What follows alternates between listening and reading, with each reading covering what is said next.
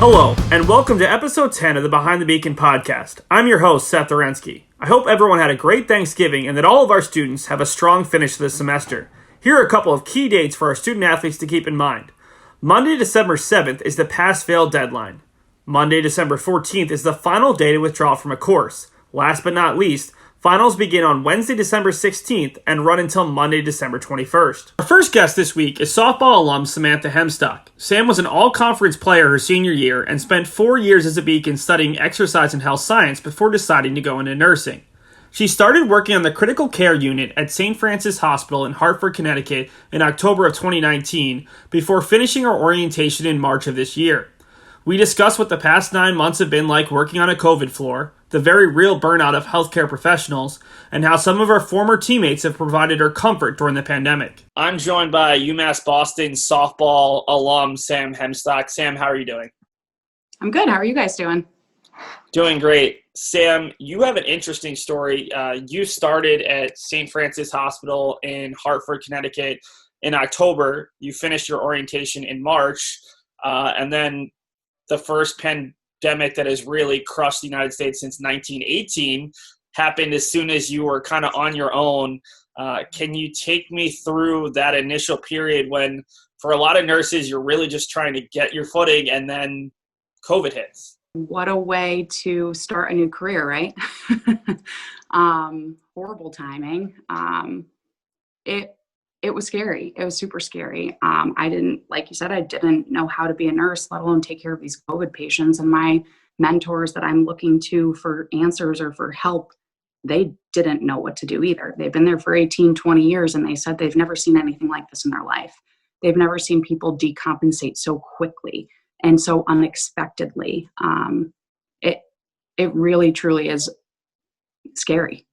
It is. And I don't think anybody got a good grasp on it for a while. So it was just like pure panic mode, everybody. Yes, we tried to help each other out, but you're almost just trying to get by yourself. And it's hard to help other people, like the other nurses and staff.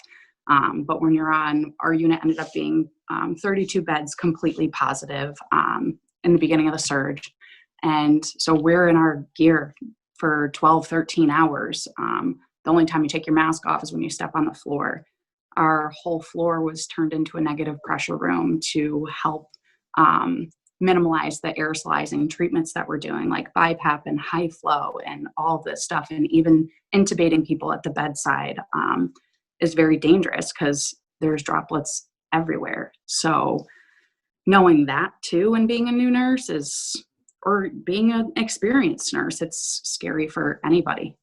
How did you guys as a group, as a hospital, kind of come up with the best procedures or just try to do as good a job as possible of keeping these patients alive and keeping your group as safe as possible? We kept our group as safe as possible by just making sure that we wore our PPE. We kept our distance in the break rooms. When we were eating, we weren't all eating together. When we'd give report to each other, we always had gear on. We had masks on. We tried to spread out, but there really is no way to do so. It's hard. We started getting the hang of like how to take care of these patients when doctors and stuff started giving us, pointers and saying like, hey, we're hearing that proning these people is bringing their oxygen up. Why don't you give it a try? If they can't lay on their stomach, which is prone, turn them on their side. Maybe it can help them breathe a little bit better. You learn to act quick.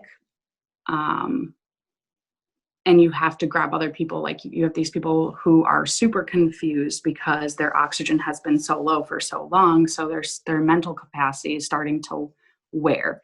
So you're trying to get these people onto their stomachs and they're fighting you. And then with that, they're getting all worked up. Their oxygen's dropping even more. So you have to call a bunch of people into the room and try and have them help you get them onto their stomach. And that's what helps bring their oxygen up. Doesn't help for everybody, but majority of the people it is helping. Once we kind of got the hang of that, I think that we had a better grasp on things and realizing that just intubating these people early wasn't necessarily the right course of treatment to do. We tried to avoid it for as long as possible because we realized these people weren't getting off the ventilators. And if they were hard to wean. So they were ending up with a trach and a feeding tube in their stomach. And a lot of those things could be reversible, but for a lot of these patients, they weren't. They ended up in rehab homes after, and now all these rehab homes are the ones that are infested with COVID. So we've had patients come back for a second time COVID positive.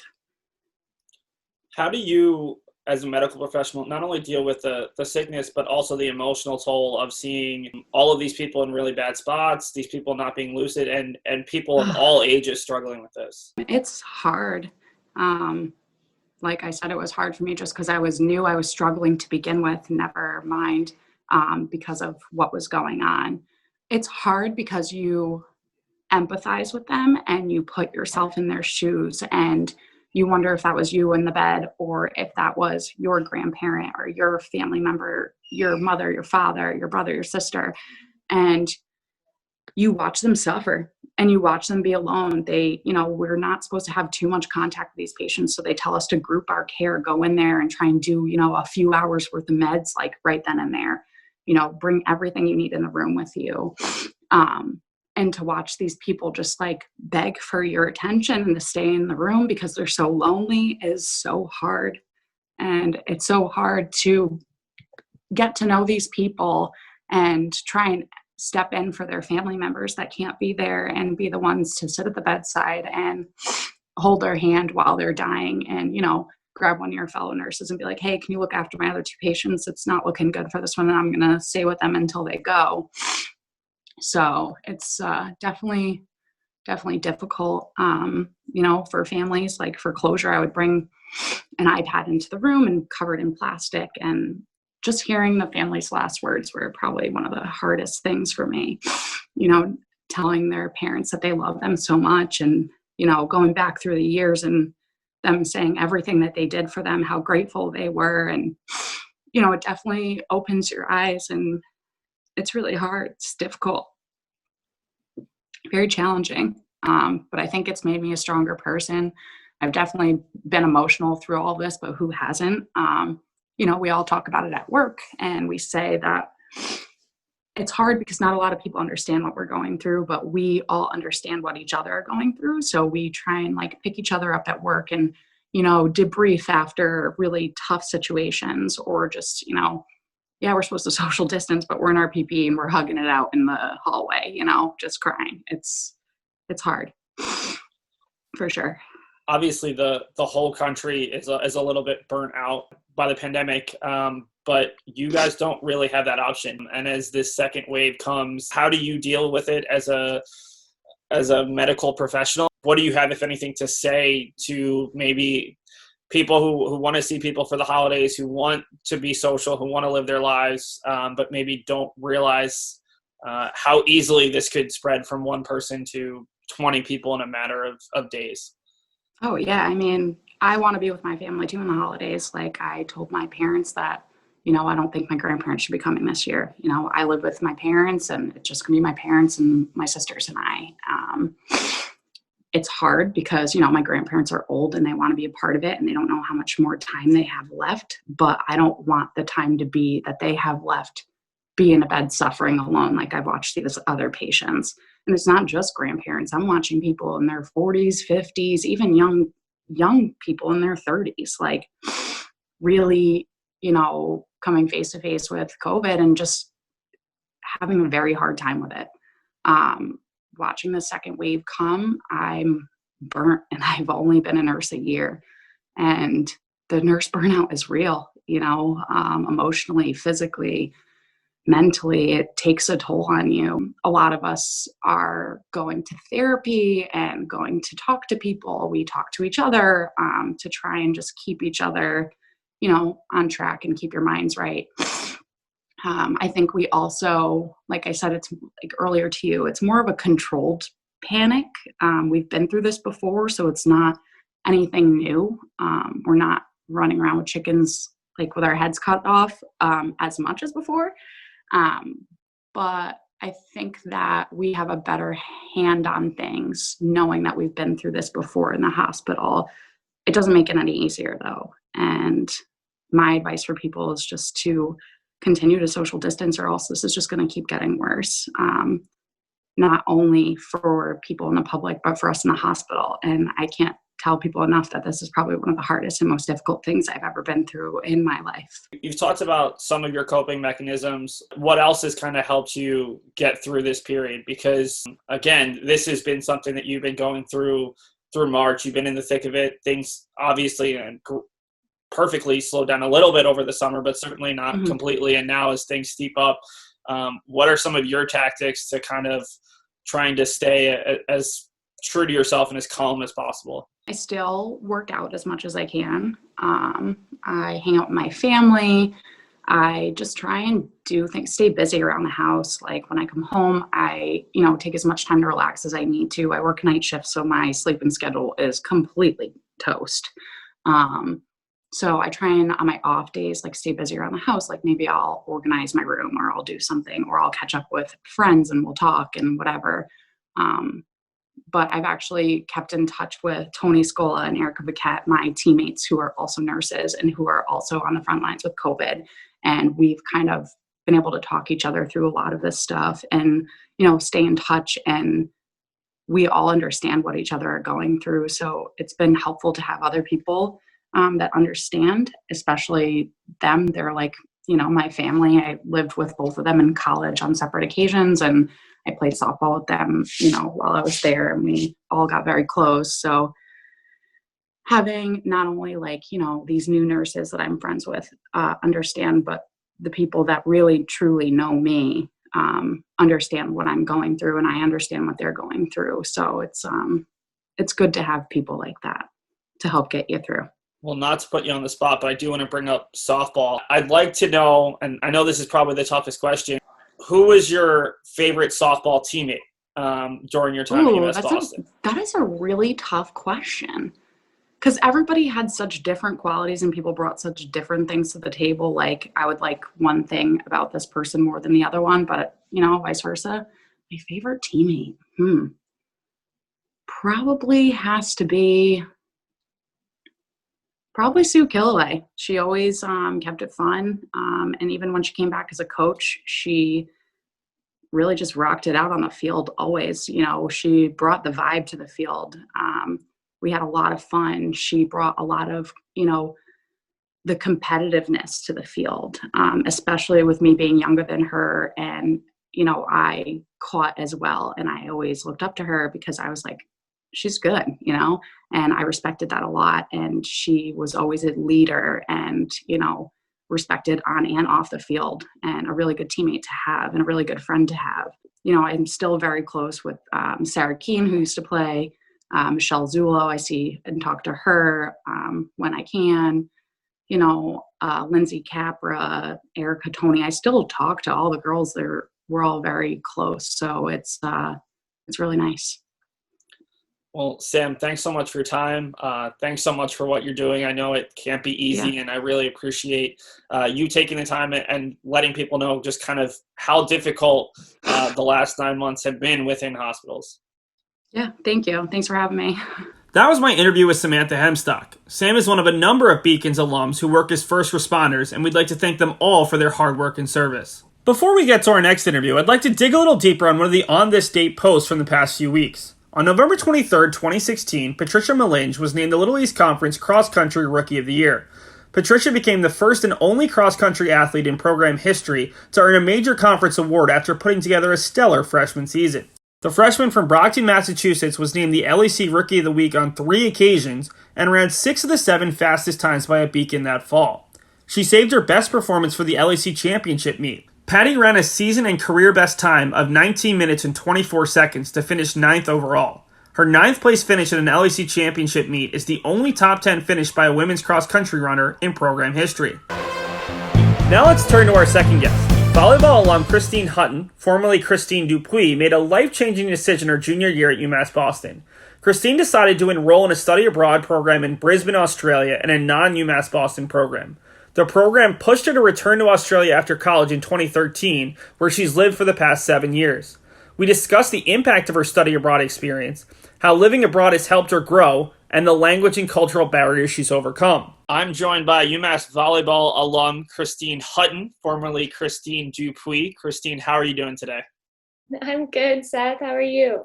I'm doing great. Christine, it's currently Monday here in Boston and Tuesday in Australia, and that's a big part of the conversation. I want to talk about first kind of what drew you to the idea of maybe moving to the opposite side of the world, and it all started your junior year with the decision to go abroad. Can you talk about kind of that decision-making and how you had to maybe finagle yourself into being able to go abroad despite having those spring practices that are always a big part in the out-of-season training for the volleyball program? I studied abroad my spring semester of my junior year. I ended up going to Bond University in the Gold Coast, which was the most beautiful campus. Like, it's just beautiful location. Couldn't have picked more iconic, I guess, Australia, as you would picture it in your head. As far as finagling my way to Australia during that spring season, it definitely took a little bit of convincing. The coaches weren't stoked on the idea, that's for sure. But I think they also knew that I had kind of made up my mind and I wanted to go, and it was really important to me. And it was something that was really important to me from back in high school. Like, on my initial trip to see UMass, it was something that I threw in the conversation there, that was a goal of mine. And so I think they were a little bit prepped for it. But then once they did realize, oh yeah, she's gonna go, they fully supported me, backed me 100%. They were sending me all of my workouts and the spring training stuff, so I was definitely still staying in shape and training at my time during my time in Australia. And I also happened to find a beach volleyball team through Bond University, so I was still touching the ball, I was still playing. I actually got to travel a little bit and go to a few other beach cities and play in some tournaments and things, so that happened to work out well. What was the big takeaway from that study abroad experience, living on the opposite side of the world, being on your own? It wasn't even a UMass Boston sponsored program, so you were probably the only person from UMass Boston, maybe even the city of Boston, who was at Bond. What was that like, and how did that kind of shift your mindset for what you wanted to do after college?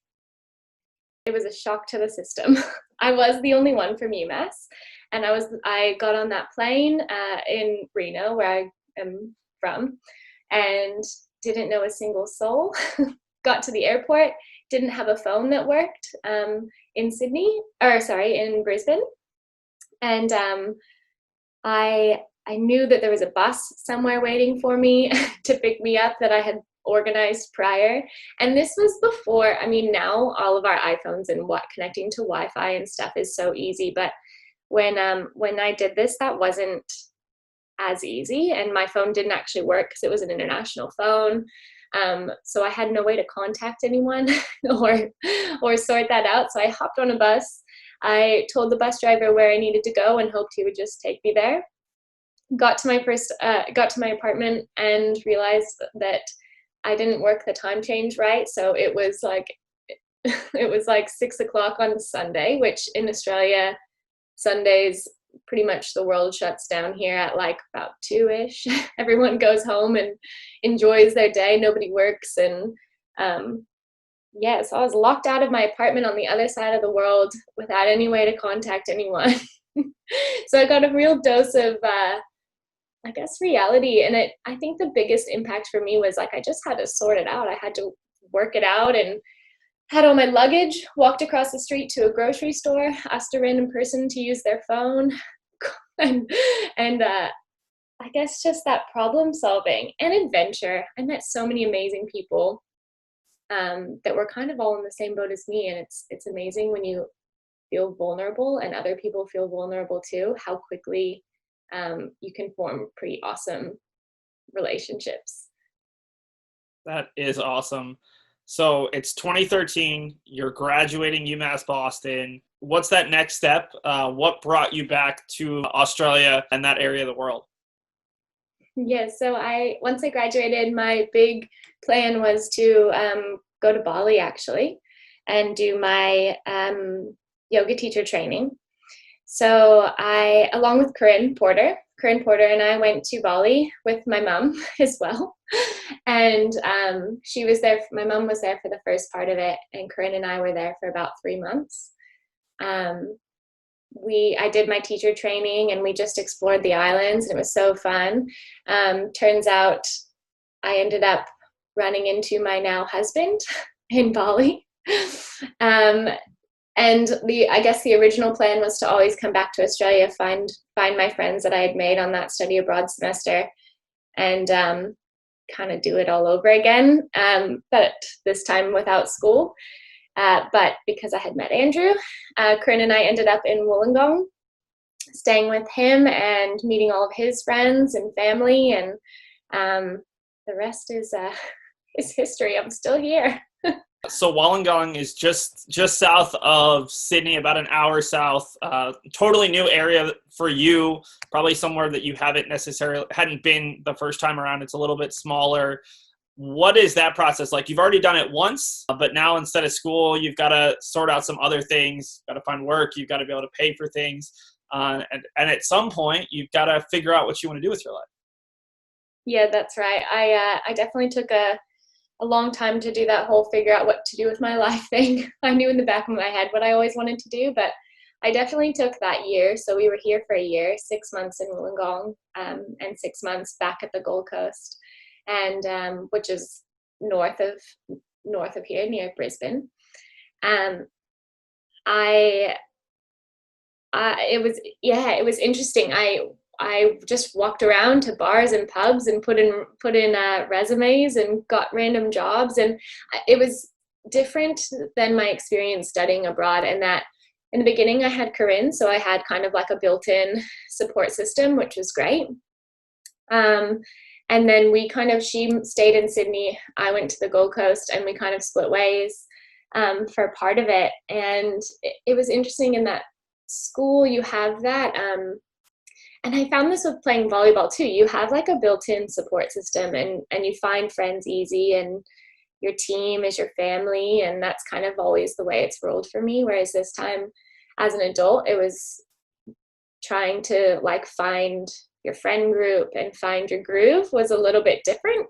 You had to kind of go outside the box and make friends with the people you were working with, or people we met in the surf, or whatever it was. So it was a different experience for sure, but it definitely taught me how to just kind of get out there and just talk to people really, and give it a go. Currently, you're working in an eye surgery clinic and you're doing your doctorate of physio. What kind of pushed you to that? Did you know that was kind of the path that you wanted to go to down the line? And what has that been like, especially as an American? Were there any stumbling blocks for you to do that, to kind of fit in those roles in a foreign country? I always knew I wanted to do physio. My undergrad at UMass was exercise and health science. So for me, physio was the end goal the whole time. I just, had some fun in between UMass and actually starting school again. As far as, being foreign, that was a challenge. Visas are a challenge. Being able to stay in a country is a difficult task, especially because I had like the added complexity of being in like a relationship with an Australian.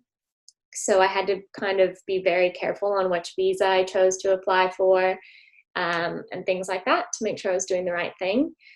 The schooling, it was because I had been out of school for about a year. It was like a shock to go back to a pretty intense schooling program and like get that your head back in the game of studying and assignments and all of that. And the language, we're both English speaking countries, but we spell a lot of things differently. We talk differently. Grammar is different. Like it is weirdly, there's like a lot of differences, even though we're both English speaking countries. So that was definitely a challenge I really hadn't expected to have to overcome. And then as far as the eye surgery, that was so random, and I'm so thankful that I fell into that job. I've learned a lot. I learned it all on the job. They basically took the fact that I had like a health science degree and that I graduated as my qualification, and everything else was on the job training, and I knew nothing about eyes, I guess, in any kind of in-depth way. So that was a learning curve for sure, and probably the biggest learning curve with working in Australia, especially in the ophthalmology world or any kind of healthcare world, is you're often dealing with the older population, and my accent threw them for a loop big time. They couldn't understand me half the time. Lots of repeating myself, lots of, where are you from? You don't sound like me, questions. So that was another unexpected, I guess, challenge that I'm now used to, but different. Yeah, who would have thought that there would be as many small language challenges between two English-speaking countries? But I can't imagine, especially in science, where there's so many different ways of giving different terms. Christine, I want to talk a little bit about volleyball before I let you go. You were part of the most successful class, not only in program history, probably in school history. 4 conference regular season titles, 4 conference tournament titles, 3 regional titles, and a loss your sophomore year in the regional final. Is there one specific match or part of a match that you would term your favorite, or one that's maybe the most memorable to you? Yeah, I would say that regional championship match my senior year sticks out big time. That was a tough season, I think, for us. I remember there was just a lot of changes. It was ups and downs, the pressure of you've been regional championships before, keep going. It was a big season for sure. And I remember I don't remember the exact specifics, but it was a fight. That last match was a fight.